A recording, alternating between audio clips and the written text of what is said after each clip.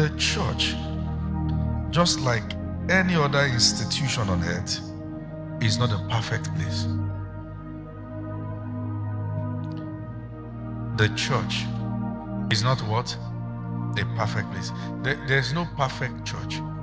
Maybe if there was any time in history that there should have been a perfect church, it should have been the congregation of Jesus and the disciples.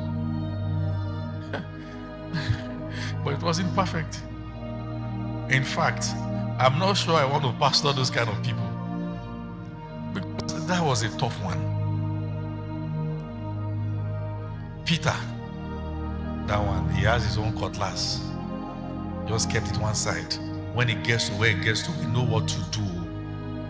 James and John, they still have the skill of calling thunder. Whether it's voodoo, I don't know. But when it gets where it gets to, Baba Jesus, should we call thunder? Thomas, anything Jesus is teaching now is just in there.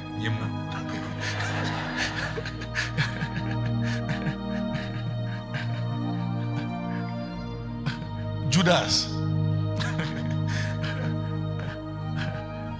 he's only interested in the sermon when Jesus talk about money.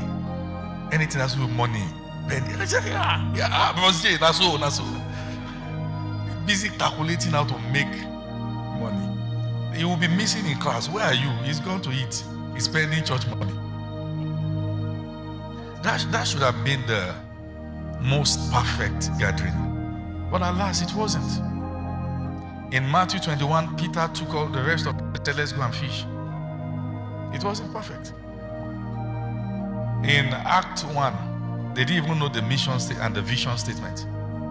They were confused guys. They didn't know why Jesus came still. Someone said, if you see a perfect church, don't join. You know why? Because you are not perfect.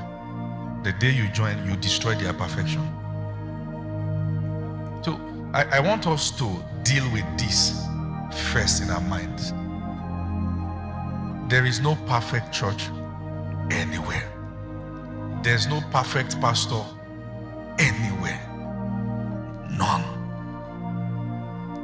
And that's why if you pay attention to what Paul said in the book of Ephesians chapter number 4. Ephesians chapter number 4, let's start the reading from verse 11. Says, Ephesians 4 from verse 11 says, and he gave some apostles, and some prophets, and some evangelists, and some pastors and teachers, for the work perfecting of the saints. All right, that's a present continuous word used there. So it means the saint will keep getting perfected till he comes. So it's not something that will be done once. Are you with me now? All right, it is a continuous process. As members of a local assembly, there's going to be issues. Maybe somebody woke up on the wrong side of the bed, and somebody met that person when entering church and said, good morning. Now so that they do for you. And that's why you must understand, where there is no expectation, there is no frustration. Don't expect the church to be perfect. Till Jesus comes, we're in this boat, we'll have to manage ourselves. Okay? The same way marriage. In marriage, nobody's but perfect. You don't know. So the church is not a perfect place. The church, though often referred to as the bride of Christ, is not a perfect bride, but she will be perfected when the groom appears.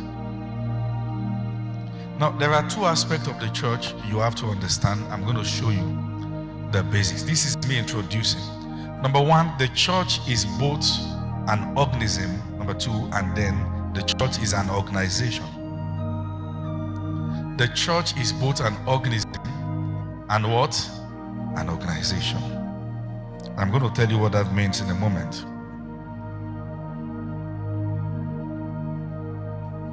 Are you there? As an organism, it means the church is a living entity. So, if we look at the root word of the word church, ecclesia, which means out of representative, house of senate, talks about the gathering of the called out ones. But the church is also any believer that is born again and spirit filled, who has now become the temple of the Holy Spirit. Is that okay now? Now, as a background, it is important that the church is not a building. The best a building can be is an auditorium where the church gathers.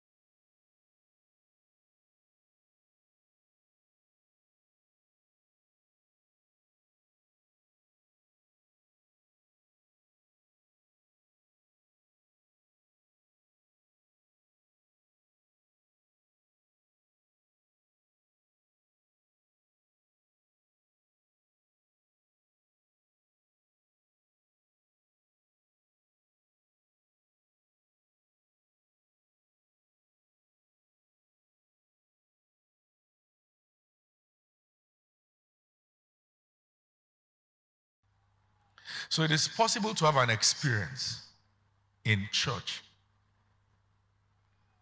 somewhere, and you decide, I'm not going to leave church for anybody. I might change church, but I will never be a worker in any church. Or I will never get to the point where I'm close to any pastor. Or I will never be a leader in any church. I will serve God. I will do my stuff, but just leave me there. You see, if you notice an attack in an area, it is because there is a call of destiny around that area. I just have a plea. It is possible to be hot. In fact, it is insensitive to say there's nothing like church hot. There is. There is. But never let anyone throw you out of your calling because of their perception about you. When our ministry was starting, a pastor called one of my friends. I said, you see that guy? He said, he can't amount to anything in life. And this is a man I've served under. Was I hurt? Yes. But he's not God. One of the worst things that can happen to a believer is to serve under a pastor that hates you. But is it possible? Yes. It is. Are you with me now? Let me give you a bit of background to the conversation.